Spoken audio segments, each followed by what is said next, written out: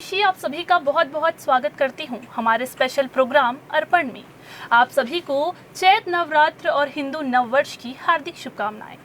हमारे खास प्रोग्राम में हम आपको बताएंगे कि कैसे आप पूजा करें इस नवरात्र में, कैसे आप आदिशक्ति को प्रसन्न करें, कैसे आप कृपा उनकी पाएंगे, क्या है शुभ मुहूर्त और क्या है पूजा के विधि विधान।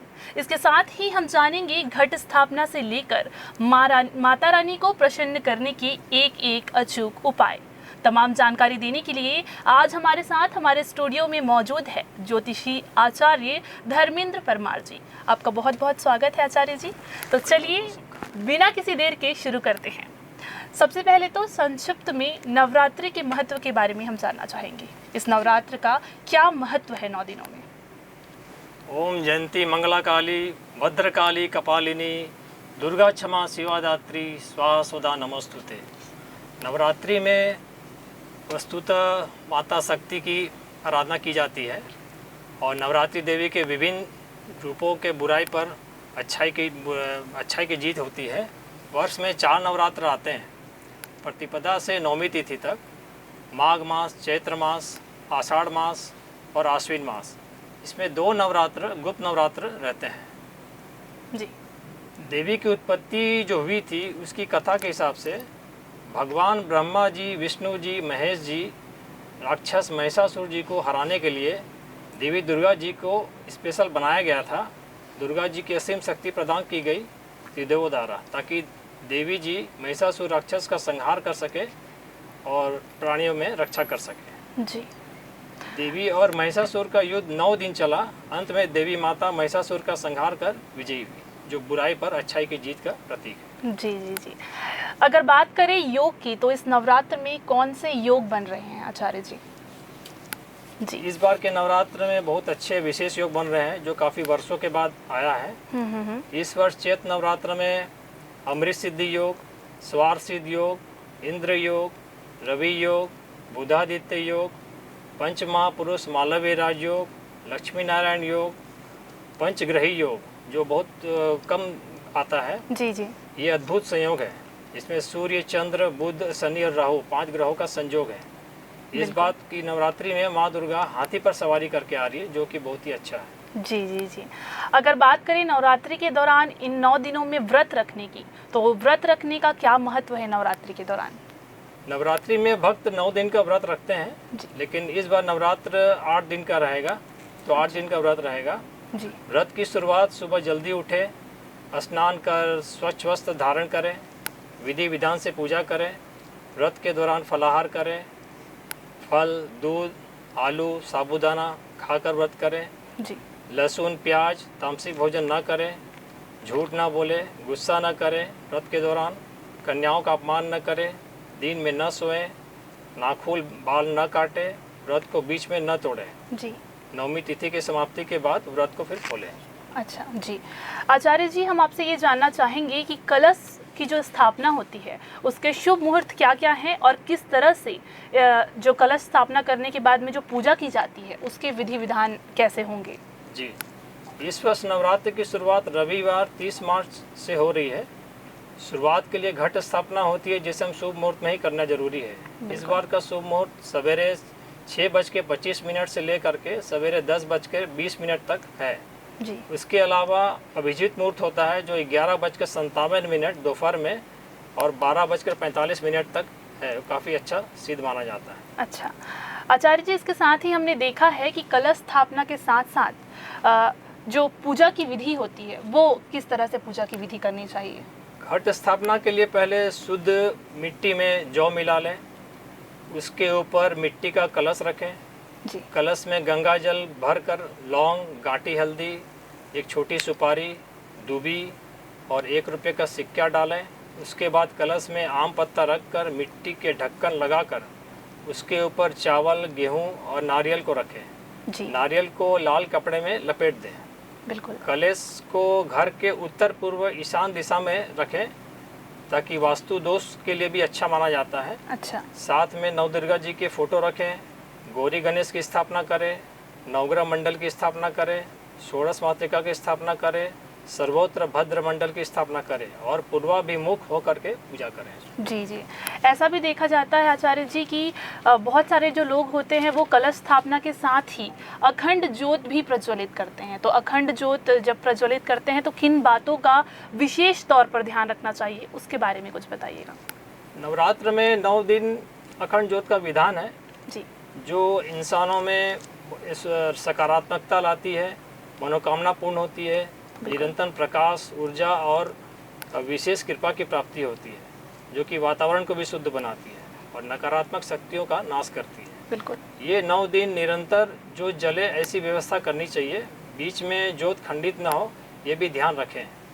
ज्योत मिट्टी के दीपक का या पीतल के दीपक का करें। ज्योत को जौ, चावल या गेहूं के ढेरी पर रखकर करें। घी के ज्योत को दाहिने तरफ और तेल के ज्योत को बाएं तरफ रखें। ज्योत का मुख पूर्वाभिमुख या उत्तराभिमुख होकर रखें। ज्योत का जो मंत्र है जी, दीप ज्योति पर ब्रह्म, दीप ज्योति जनार्दन, दीप हरति में पापम संध्या दीपम नमस्तुते। जी बिल्कुल। तो आचार्य जी ने जैसा कि बताया कि किन बातों का ध्यान रखना चाहिए, कैसे करना चाहिए। इसके बाद हम जानना चाहेंगे कि नवरात्रि के 9 दिनों में जो अलग अलग 9 देवियों के स्वरूपों की पूजा होती है, उन स्वरूपों के बारे में हमारे दर्शकों को कुछ बताएं। जी, 9 देवी में नवरात्र में 9 देवी की पूजा अच्छे से विधि पूर्वक करें जी, और दुर्गा सप्तशती जी का पाठ करें। 13 अध्याय होते हैं उसमें। जी जी, पहला दिन जो होती है वो माँ शैलपुत्री की मानी जाती है। बिल्कुल। शैलपुत्री की जब पूजा की जाती है तो उसमें अपने सफ़ेद वस्त्र धारण करके, ये मंत्र मैं बता रहा हूँ, वंदे वांछित लाभाय चंद्राधृकित शेखराम वृषारूणाम शूलधराम शैलपुत्रीम यशस्वनीम, ये इससे मंत्र बोल करके 108 बार बोल करके इसकी पूजा आरंभ करें और विधि विधक पूरा भजन करें उसको। जी। दूसरा है ब्रह्मचारिणी देवी। लाल कपड़े पहनकर ब्रह्मचारिणी जी की मंत्र बोले। दधानाम कपाभ्याभ्यम क्षमामालम कुमंडलु देवी प्रसिद्धतम मई ब्रह्मचारिणी नृतमा, ये भी एक सिद्ध मंत्र है। इसको भी मंत्र बोल करके उस दिन पूजा करें। जी बिल्कुल। तीसरे हैं चंद्रघंटा देवी। इसमें नीला वस्त्र धारण करें। उनका मंत्र है पिंडज प्रवस रूढ़ा डुकोपवास्त्र कीर्ता प्रसादम तनुते महाम चंद्र घंटेति विस्तृता। चौथी देवी है कुष्मांडा देवी। इस देवी की पूजा करने के लिए पीला वस्त्र धारण करें। वंदे वांछित कारमथे चंद्रादकृत शेखराम सिंहरूढ़ा अष्टभुजा कुष्मांडा यशस्वनी। पांचवी देवी सक्स्कंद माता। हरे वस्त्र धारण करके इस मंत्र का उच्चारण करें। सिंहासना गता नित्यम पद्मात्री तकद्व्या शुभदास्तु सदा देवी स्कंद माता यशस्विनी। जी। छठवीं देवी कात्यायनी। इस मंत्र का जाप करें। इस मंत्र के जाप से कई स्त्रियों में जो लड़कियों का जो शादी नहीं होता है उनके लिए भी काफ़ी अच्छा माना जाता है। बिल्कुल। कात्यायनी महामाए महायोगिन्य धीश्वरी नंदगोप सूतम देवी पतिम में कुरुते नमः। जी। सप्तम देवी कालरात्रि। नारंगी रंग के वस्त्र पहनकर मंत्र बोले। ओम ऐं ह्रीं क्लीं चामुंडाय विच्चे ओम कालरात्रि दिव्ये नमः। जी। आठवीं देवी महागौरी। हरे वस्त्र धारण कर ये मंत्र का उच्चारण करें। श्वेत वृषे समारूढ़ा श्वेतांबर धरा सूचि महागौरी शुभम दधान महादेव प्रमोदता। नवमी सिद्धिदात्री देवी। गुलाबी वस्त्र धारण करके ये मंत्र उच्चारण करें। सिद्ध गंधर्व यक्षा घैर सुरेर मरेरपि सेव्यमाना यदा भूयात सिद्धिदात्री सिद्धिदायिनी।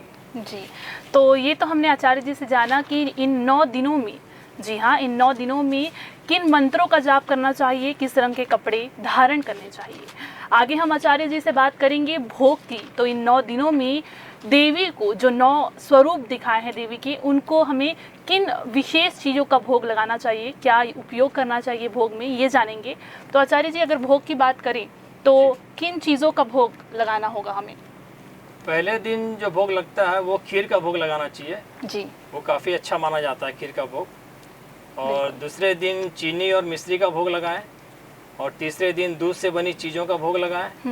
और चौथे दिन मालपुआ का भोग लगाएं जी और 5वें दिन कच्चे केले की बर्फी का भोग लगाएं जी और 6वें दिन शहद से बनी खीर का भोग लगाएं।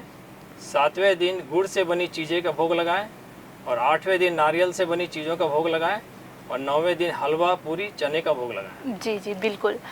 अगर बात करा जाए माँ जगत जननी के पाठ की, मगर इन 9 दिनों में नवरात्रि के दौरान अगर माँ जगत जननी के पाठ की बात की जाए तो इसका क्या विधान है, क्या मान्यताएं हैं पाठ को लेकर के? जी, नवरात्र पर दुर्गा सप्तशती का पाठ का बहुत ही महत्व है। जी यदि श्रद्धा भक्ति से पाठ हो तो अनिष्ट दूर होते हैं, शुभ समृद्धि होती है, माता प्रसन्न होती है, मनोकामना पूर्ण होती है, संकट भय का नाश होता है और वास्तु दोष का निवारण होता है। जी जी जी सप्तशती में 13 अध्याय का पाठ होता है जिसमें 9 दिनों में बांट कर किया जाता है। ये पाठ सवेरे करें, राहु काल में ना करें। इसमें करीब 3 घंटे का समय लगता है। जी पहले अध्याय के पाठ से साधक को मानसिक शारीरिक सुख मिलता है। दूसरे अध्याय के पाठ से कोर्ट कचहरी से जुड़े मामलों में विजय प्राप्त होती है। तीसरे अध्याय से शत्रु बाधा दूर होती है। जी चौथे अध्याय से भक्ति और शक्ति की प्राप्ति होती है और 5वें अध्याय से आर्थिक, भौतिक और आध्यात्मिक सुख की प्राप्ति होती है और 6ठे अध्याय से राहु केतु के दुष्प्रभाव, अकाल मृत्यु और तंत्र बाधा दूर होती है। 7वें अध्याय से मनोकामना पूर्ण होती है और 8वें अध्याय से मित्रता की प्राप्ति और वशीकरण होता है और 9वें अध्याय से संतान सुख, बच्चे के उज्जवल भविष्य की प्राप्ति होती है। 10वें अध्याय में घर परिवार के सदस्य के अनैतिक कार्य, राह भटके व्यक्ति को ठीक करते हैं। 11वें अध्याय में व्यापार वृद्धि, कार्य में प्रगति होती है। 12वें अध्याय में यश, मान, प्रतिष्ठा, सम्मान की प्राप्ति होती है और 13वें अध्याय में मोक्ष एवं भक्ति की प्राप्ति होती है। जी जी तो ये बहुत ही अच्छी बात हमने जानी आचार्य जी से। तो इन 9 दिनों में माँ की आराधना होगी और इन 9 दिनों में क्या करना है, क्या नहीं करना है, पूजा की क्या विधि है, क्या शुभ मुहूर्त है, ये सभी बातें आज हमने ज्योतिषी जी ने हमें बहुत अच्छे से बताई। हमने सारी विधि विधान को बहुत अच्छे से जाना। आपका बहुत बहुत धन्यवाद इन तमाम जानकारी के लिए। तो पूरी भी विधि विधान के साथ आप पूजा करें और माँ की कृपा आप पर हमेशा बनी रहे। इसी शुभकामना के साथ हमें दीजिए इजाज़त। फिर मिलेंगे अगले वीडियो में किसी एक देवी मंदिर के दर्शन कराने। तब तक के लिए मुझे दीजिए इजाज़त। नमस्कार। जय माता दी। जय माता दी।